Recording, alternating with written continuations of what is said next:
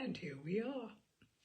Once again, 6 p.m. of a Wednesday, it's time for Tales and Cocktails.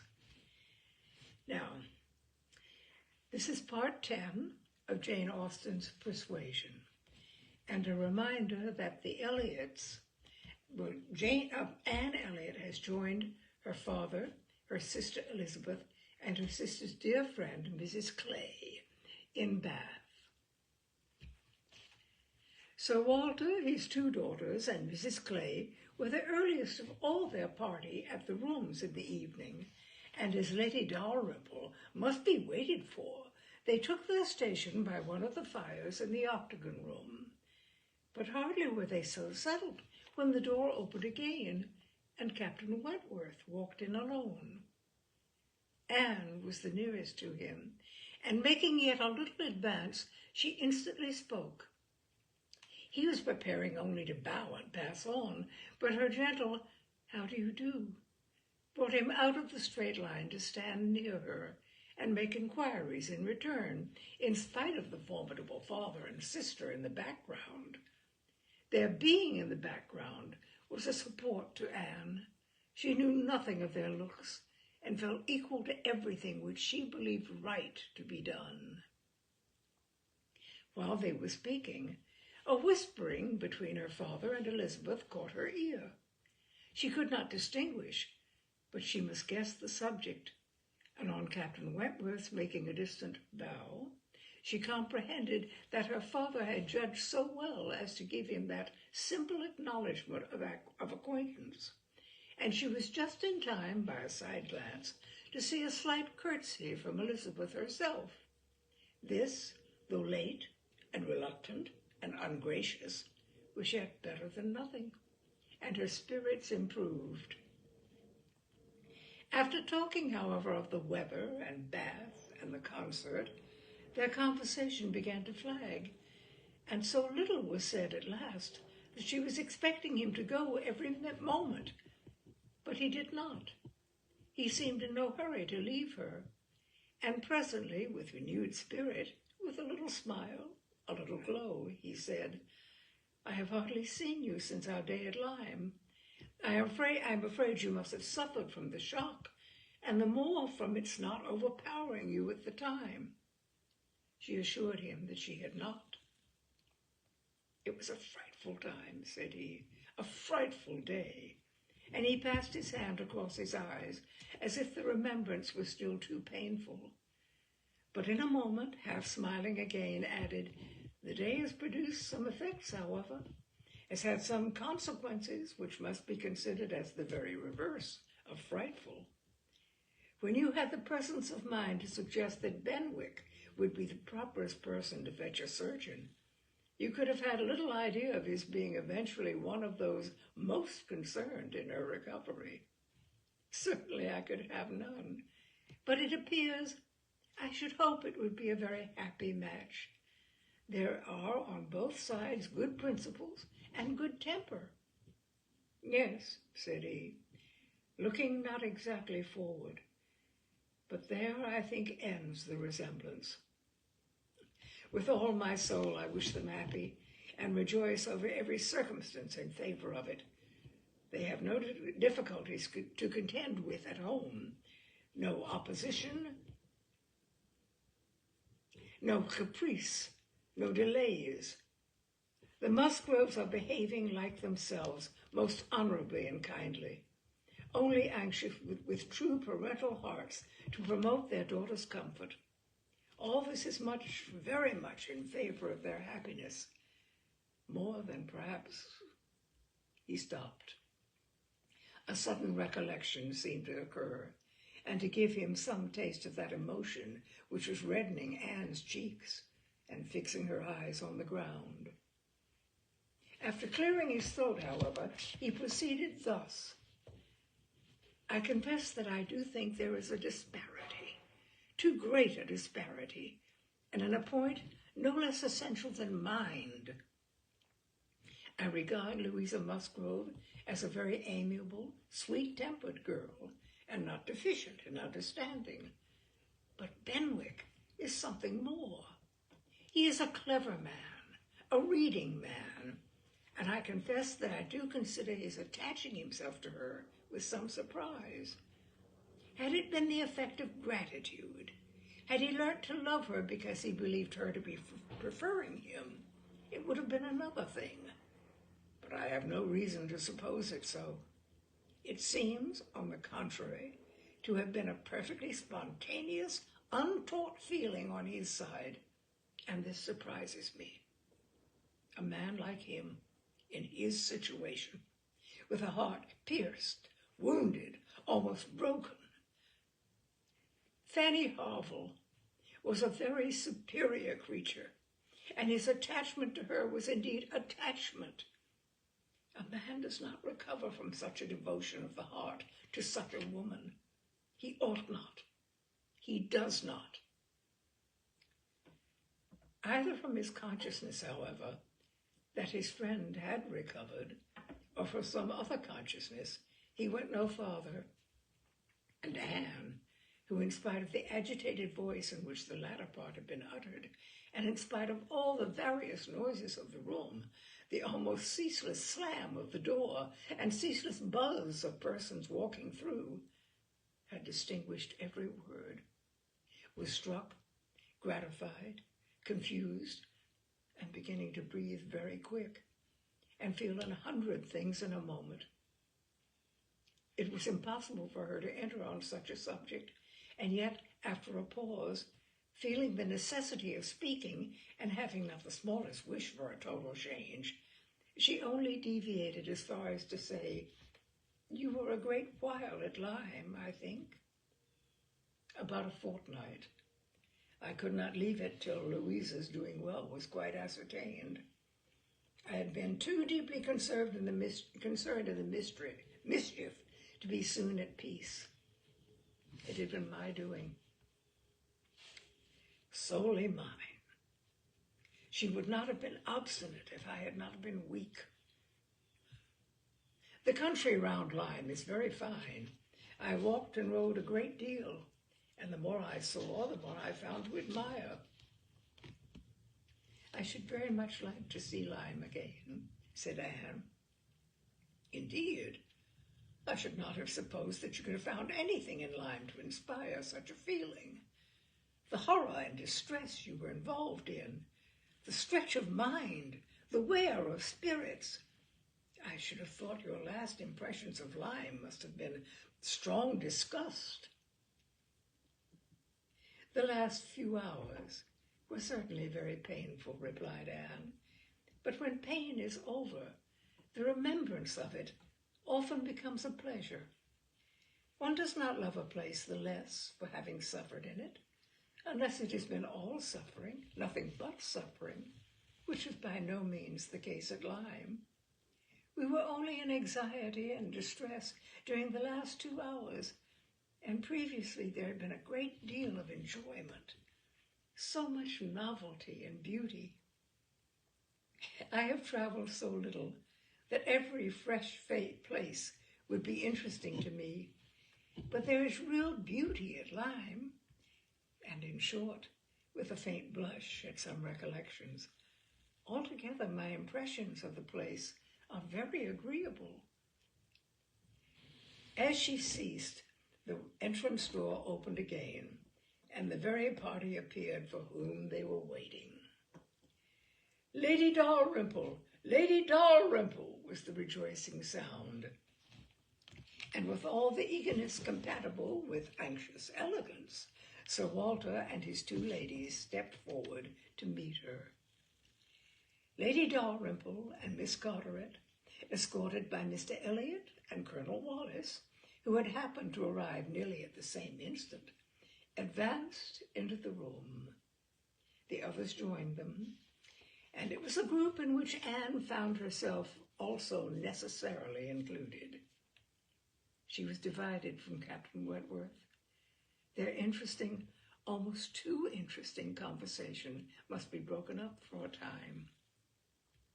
But slight was the penance compared with the happiness which brought it on. She had learnt in the last 10 minutes more of his feelings toward Louisa, more of all his feelings than she dared to think of, and she gave herself up to the demands of the party, to the needful civilities of the moment, with exquisite though agitated sensations. She was in good humor with all. She had received ideas which disposed her to be courteous and kind to all, and to pity everyone as being less happy than herself. The delightful emotions were a little subdued when, on stepping back from the group to be joined again by Captain Wentworth, she saw that he was gone. She was just in time to see him turn into the concert room. He was gone. He had disappeared. She felt a moment's regret. But they should meet again. He would look for her. He would find her out long before the evening was over, and at present, perhaps, it was as well to be asunder. She was in need of a little interval for recollection. Upon Lady Russell's appearance soon afterwards, the whole party was collected, and all that remained was to marshal themselves and proceed into the concert room, and be of all the consequence in their power, draw as many eyes, excite as many whispers, and disturb as many people as they could. Very, very happy were both Elizabeth and Anne Elliot as they walked in.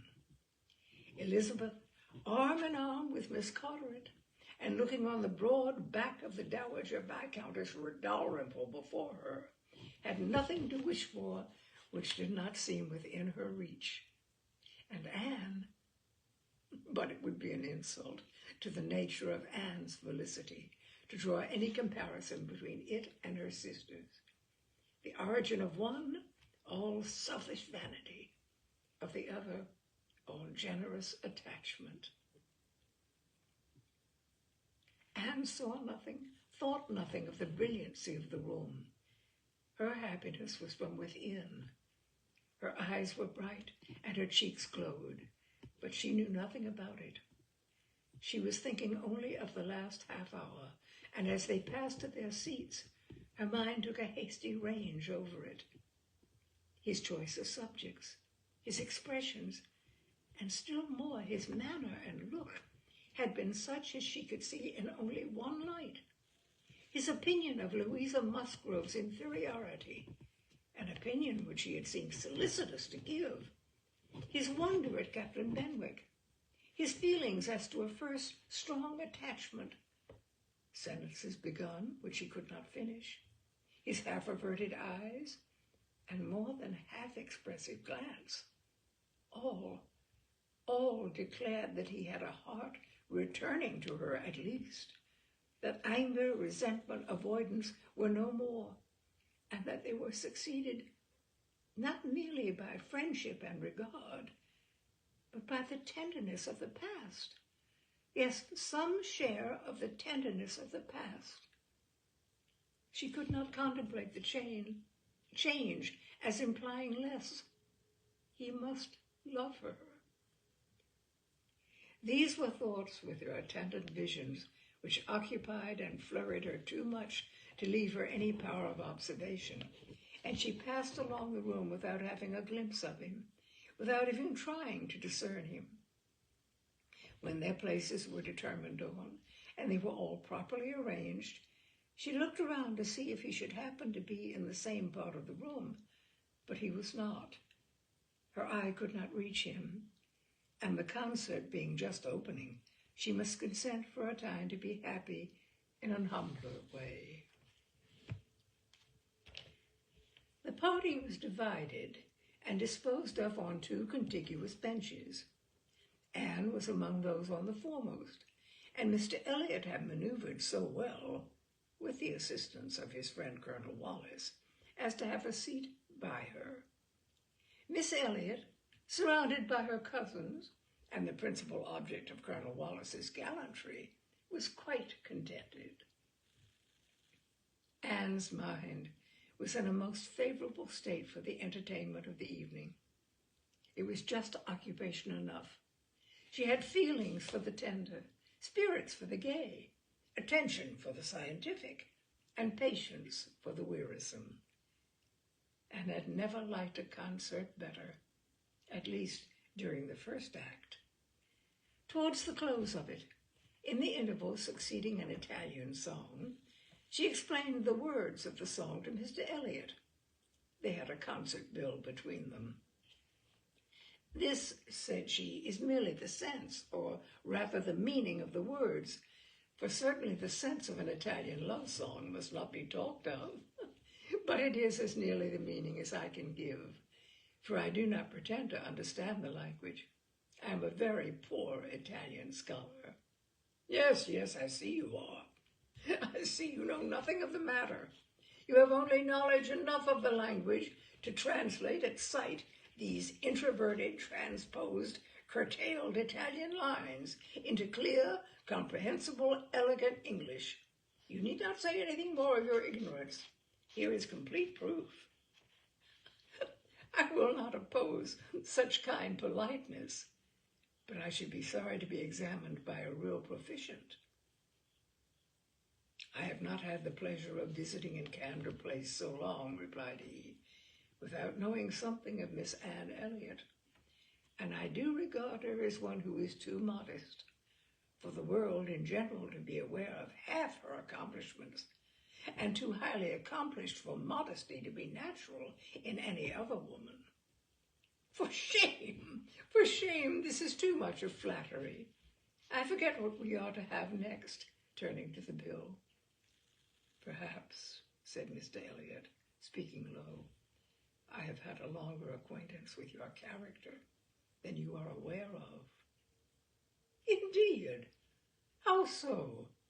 You can have been acquainted with it only since I came to Bath, excepting, as you might hear me previously spoken of, in my own family." "I knew you by report long before you came to Bath. I had heard you described by those who knew you intimately. I have been acquainted with you by character many years. Your person, your disposition, accomplishments, manner, they were all described. They were all present to me." Mr. Elliot was not disappointed in the interest he hoped to raise. No one can withstand the charm of such a mystery. To have been described long ago to a recent acquaintance by nameless people is irresistible. And Anne was all curiosity. She wondered and questioned him eagerly, but in vain. He delighted in being asked, but he would not tell. No, sometime or other perhaps, but not now. He would mention no names now, but such, he could assure you, had been the fact. He had many years ago received such a description of Miss Anne Elliot as had inspired him with the highest idea of her merit and excited the warmest curiosity to know her. Anne could think of no one so likely to have spoken with partiality of her many years ago as the Mr. Wentworth of Monkford, Captain Wentworth's brother. He might have been in Mr. Elliot's company, but she had not courage to ask the question. "The name of Anne Elliot," said he, "has long had an interesting sound to me. Very long has it possessed a charm over my fancy, and if I dared, I would breathe my wishes that the name might never change." Such she believed were his words, but scarcely had she received their sound than her attention was caught by other sounds immediately behind her, which rendered everything else trivial. Her father and Lady Dalrymple were speaking. "A well-looking man," said Sir Walter. "A very well-looking man." "A very fine young man indeed," said Lady Dalrymple. "More air than one often sees in Bath. Irish, I dare say." "No, I just know his name. A bowing acquaintance. Wentworth, Captain Wentworth of the Navy. His sister married my tenant in Somersetshire, the Croft, who rents Kellynch." Before Sir Walter had reached this point, Anne's eyes had caught the right direction and distinguished Captain Wentworth, standing among a cluster of men at a little distance. As her eyes fell on him, his seemed to be withdrawn from her. It had that appearance. It seemed as if she had been one moment too late, and as long as she dared observe, he did not look again. But the performers were recommencing, and she was forced to seem to restore her attention to the orchestra and look straight forward. When she could give another glance, he had moved away. He could not have come nearer to her if he would. She was so surrounded and shut in, but she would rather have caught his eye. Mr. Elliot's speech, too, distressed her. She had no longer any inclination to talk to him. She wished him not so near her. The first act was over. Now she hoped for some beneficial change, and after a period of nothing saying amongst the party, some of them did decide on going in quest of tea. Anne was one of the few who did not choose to move. She remained in her seat, and so did Lady Russell. But she had the pleasure of getting rid of Mr. Elliot, and she did not mean, whatever she might feel on Lady Russell's account, to shrink from conversation with Captain Wentworth if he gave her the opportunity. She was persuaded by Lady Russell's countenance that she had seen him. He did not come, however. Anne sometimes fancied she discerned him at a distance, but he never came. The anxious interval wore away unproductively. The others returned. The room filled again. Benches were reclaimed and repossessed, and another hour of pleasure, or of penance, was to be set out. Another hour of music was to give delight or the gapes, as real or unaffected or affected taste for it prevailed. To Anne, it chiefly wore the prospect of an hour of agitation. She could not quit that room in peace without seeing Captain Wentworth once more, without the interchange of one friendly look. In resettling themselves, there were now many changes, the result of which was favorable for her. Colonel Wallis declined sitting down again, and Mr. Elliot was invited by Elizabeth and Miss Carteret, in a manner not to be refused, to sit between them, and by some other removals and a little scheming of her own, Anne was enabled to place herself much nearer the end of the bench than she had been before, much more within reach of a passer-by. She could not do so without comparing herself with Miss Larolles, the inimitable Miss Larolles, but still she did it, and not with much happier effect. Though by what seemed prosperity in the shape of an early abdication in her next neighbors, she found herself at the very end of the bench before the concert closed. Such was her situation, with a vacant space at hand, when Captain Wentworth was again in sight. She saw him not far off. He saw her too. Yet he looked grave and seemed irresolute, and only by very slow degrees came at last near enough to speak to her. She felt that something must be the matter. The change was indubitable. The difference between his present air and what it had been in the octagon room was strikingly great. Why was it? She thought of her father, of Lady Russell. Could there have been any unpleasant glances? He began by speaking of the concert gravely, more like the Captain Wentworth of Uppercross, owned himself disappointed, had expected better singing, and in short, must confess that he should not be sorry when it was over. Anne replied, and spoke in defense of the performance so well, and yet in allowance for his feelings so pleasantly, that his countenance improved, and he replied again with almost a smile. They talked for a few minutes more. The improvement held. He even looked down towards the bench, as if you saw a place on it well worth occupying, when, at that moment, a touch on her shoulder obliged Anne to turn round. It came from Mr. Elliot. He begged her pardon, but she must be applied to explain Italian again.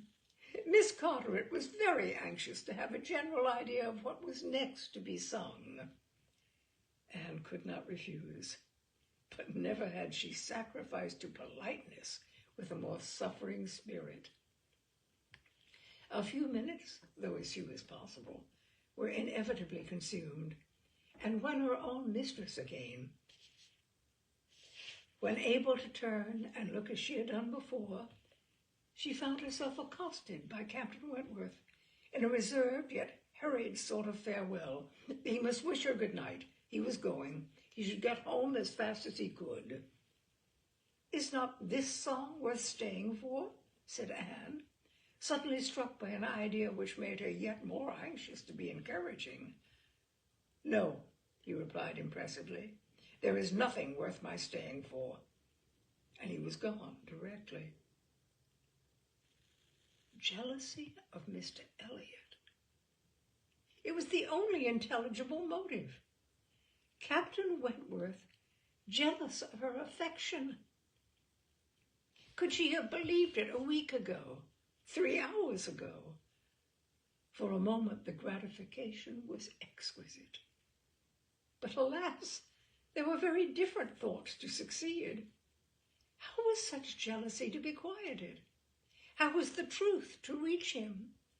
How, in all the peculiar disadvantages of their respective situations, would he ever learn her real sentiments? It was misery to think of Mr. Elliot's attentions. Their evil was incalculable. Anne recollected with pleasure the next morning her promise of going to Mrs. Smith, meaning that it should engage her from home at the time when Mr. Elliot would be most likely to call. For to avoid Mr. Elliot was almost a first object. She felt a great deal of goodwill towards him. In spite of the mischief of his attentions, she owed him gratitude and regard, perhaps compassion. She could not help thinking much of the extraordinary circumstances attending their acquaintance, of the right which he seemed to have to interest her by everything in situation, by his own sentiments, by his early prepossession. It was altogether very extraordinary, flattering, but painful. There was much to regret. How she might have felt had there been no Captain Wentworth in the case was not worth inquiry, for there was a Captain Wentworth. And be the conclusion of the present suspense good or bad, her affection would be his forever. Their union, she believed, could not divide her more from other men than their final separation. Prettier musings of high-wrought love and eternal constancy could never have passed along the streets of Bath than Anne was sporting with from Camden Place to Westgate Buildings.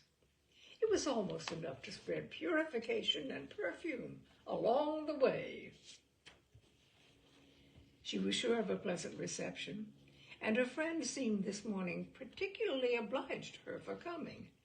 Seemed hardly to have expected her, though it had been an appointment.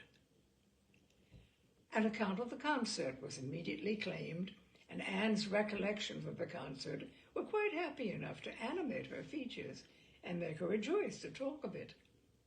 All that she could tell, she told most gladly, but the all was little for one who had been there, and unsatisfactory for such an inquirer as Mrs. Smith, who had already heard, through the short end of a laundress and a waiter, rather more of the general success and produce of the evening than Anne could relate, and who now asked in vain for several particulars of the company.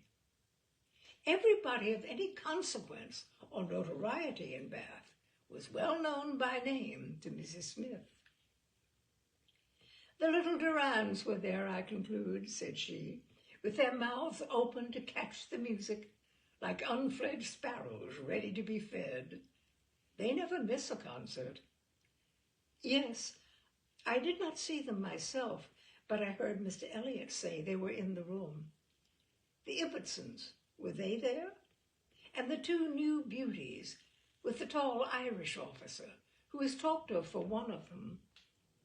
I do not know. I do not think they were. Old Lady Mary MacLean?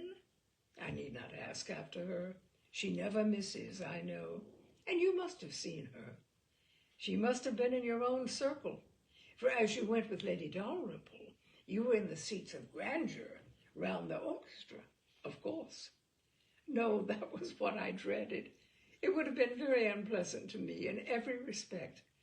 But happily, Lady Dalrymple always chooses to be farther off, and we were exceedingly well placed. That is, for hearing.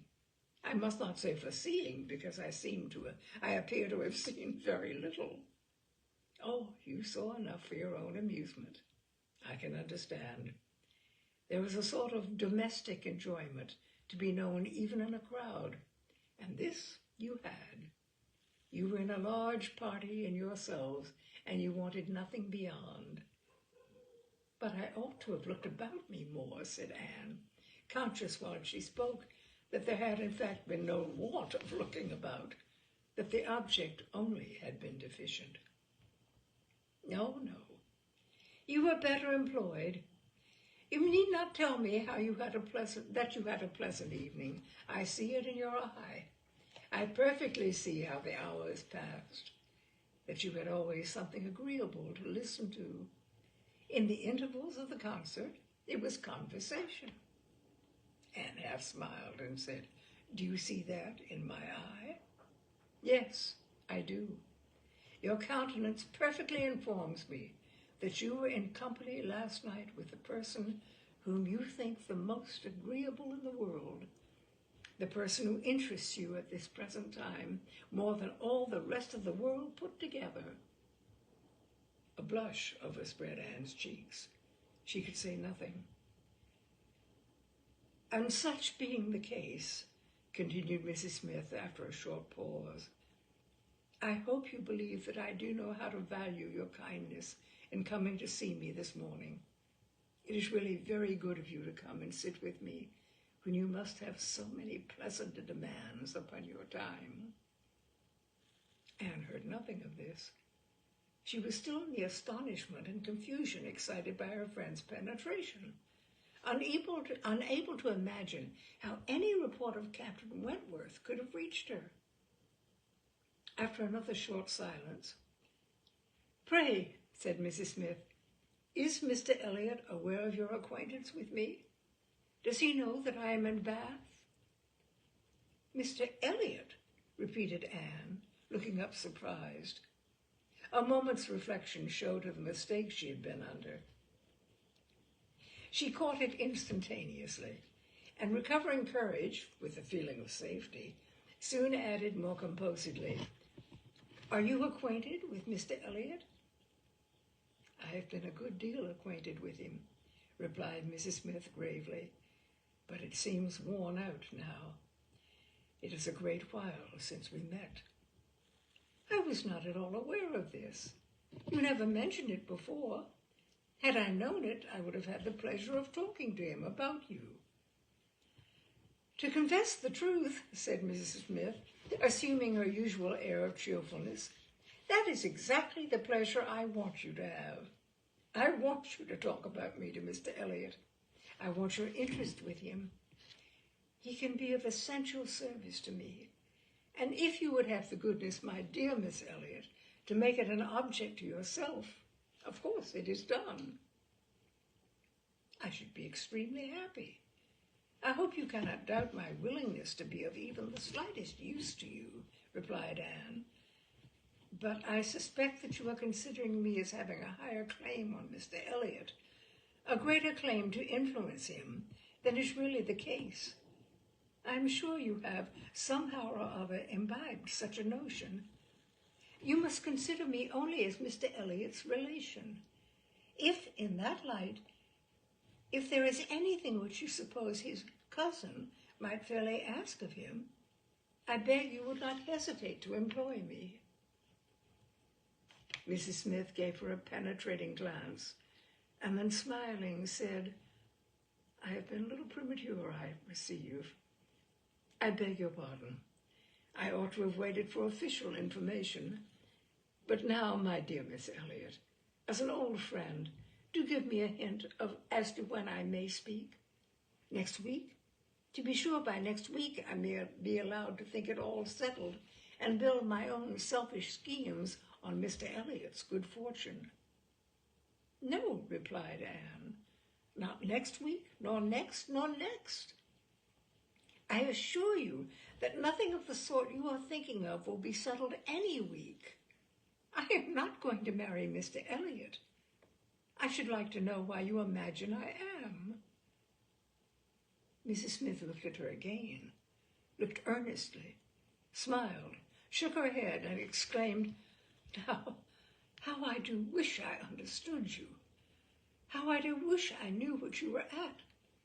I have a great idea that you do not design to be cruel when the right moment comes. Till it does come, you know, we women never mean to have anybody. It is a thing, of course, among us that every man is refused till he offers. But why should you be cruel? Let me plead for my present friend, I cannot call him, but for my former friend. Where can you look for a more suitable match? Where could you expect a more gentlemanlike, agreeable man? Let me recommend Mr. Elliot. I am sure you hear nothing but good of him from Colonel Wallace, and who can know him better than Colonel Wallace? My dear Mrs. Smith, Mr. Elliot's wife has not been dead much above half a year. He ought not to be supposed to be paying his addresses to anyone. Oh, if these are your only objections, cried Mrs. Smith archly, Mr. Elliot is safe, and I shall give myself no more trouble about him. Do not forget me when you are married, that's all. Let him know me to be a friend of yours, and then he will think little of the trouble required, which is very natural for him now, with so many affairs and engagements of his own to avoid and get rid of as he can. Very natural, perhaps. 99 out of 100 would do the same. Of course, he cannot be aware of the importance to me. Well, my dear Miss Elliot, I hope and trust you'll be very happy. Mr. Elliot has sense to understand the value of such a woman. Your peace will not be shipwrecked as mine has been. You are safe in all worldly matters and safe in his character. He will not be led astray. He will not be misled by others to his ruin. No, said Anne, I can readily believe all that of my cousin. He seems to have a calm, decided temper, not at all open to dangerous impressions. I consider him with great respect. I have no reason, from anything that has fallen within my observation, to do otherwise. But I have not known him long, and he is not a man, I think, to be known intimately soon. Will not this manner of speaking of him, Mrs. Smith, convince you that he is nothing to me? Surely this must be calm enough. And upon my word, he is nothing to me. Surely this must be calm enough. Should he ever propose to me, which I have very little reason to imagine he has any thought of doing, I shall not accept him. I assure you, I shall not. I assure you Mr. Elliot had not the share which you have been supposing in whatever pleasure the concert of last night might afford. Not Mr. Elliot. It is not Mr. Elliot that... She stopped, regretting with a deep blush that she had implied so much. But less would hardly have been sufficient. Mrs. Smith would hardly have believed so soon in Mr. Elliot's failure, but for the perception of there being a somebody else. As it was, she instantly submitted, and with all the semblance of seeing nothing beyond, And Anne, eager to escape further notice, was impatient to know why Mrs. Smith should have fancied she was to marry Mr. Elliot, where she could have received the idea, or from whom she could have heard it. Do tell me how it first came into your head. It first came into my head, replied Mrs. Smith, upon finding how much you were together, and feeling it to be the most probable thing in the world to be wished for by everybody belonging to either of you. And you may depend upon it that all your acquaintance have disposed of you in the same way. But I never heard it spoken of till 2 days ago. And has it indeed been spoken of? Did you observe the woman who opened the door to you when you called yesterday? No. Was it not Mrs. Speed, as usual, or the maid? I observed no one in particular. It was my friend, Mrs. Rook, Nurse Rook, who, by the way, had a great curiosity to see you, and was delighted to be in the way to let you in. She came away from Marlborough Buildings only on Sunday, and she it was who told me you were to marry Mr. Elliot. She had it from Mrs. Wallace herself, which did not seem bad authority. She sat an hour with me on Monday evening and gave me the whole history. The whole history, repeated Anne, laughing. She could not make a very long history, I think, of one such little article of unfounded news. Mrs. Smith said nothing. But, continued Anne presently, though there is no truth in my having this claim on Mr. Elliot, I should be extremely happy to be of use to you in any way that I could. Shall I mention to him your being in Bath? Shall I take any message?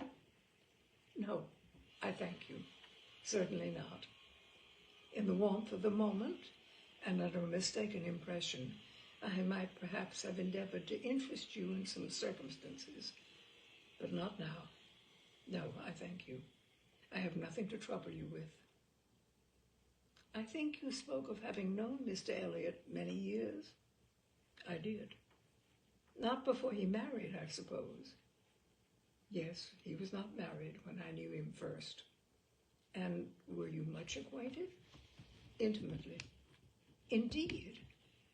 Then do tell me what he was at that time of life. I have a great curiosity to know what Mr. Elliot was as a very young man. Was he at all such as he appears now? I have not seen Mr. Elliot these 3 years, was Mrs. Smith's answer, given so gravely that it was impossible to pursue the subject farther. And Anne felt that she had gained nothing but an increase of curiosity. They were both silent, Mrs. Smith very thoughtful. At last, I beg your pardon, my dear Miss Elliot, she cried, in her natural tone of cordiality. I beg your pardon for the short answers I have been giving you, but I have been uncertain what I ought to do. I have been doubting and considering as to what I ought to tell you. There are many things to be taken into the account. One hates to be officious, to be giving bad impressions, making mischief. Even the smooth surface of family union seems worth preserving, though there may be nothing durable beneath. However, I am determined. I think I am right. I think you ought to be made acquainted with Mr. Elliot's real character. Though I fully believe that at present you have not the smallest intention of accepting him, there is no saying what may happen. You might, some time or other, be differently affected towards him. Hear the truth, therefore, now, while you are unprejudiced. Mr. Elliot is a man without heart or conscience, a designing, wary, cold-blooded being who thinks only of himself, who for his own interest or ease would be guilty of any cruelty, of any treachery that could be perpetrated without risk of his general character. He has no feeling for others. Those whom he has been the chief cause of leading into ruin, he can neglect and desert without the smallest compassion. He is totally beyond the reach of any sentiment of justice or compassion. Oh, he is black at heart, hollow and black.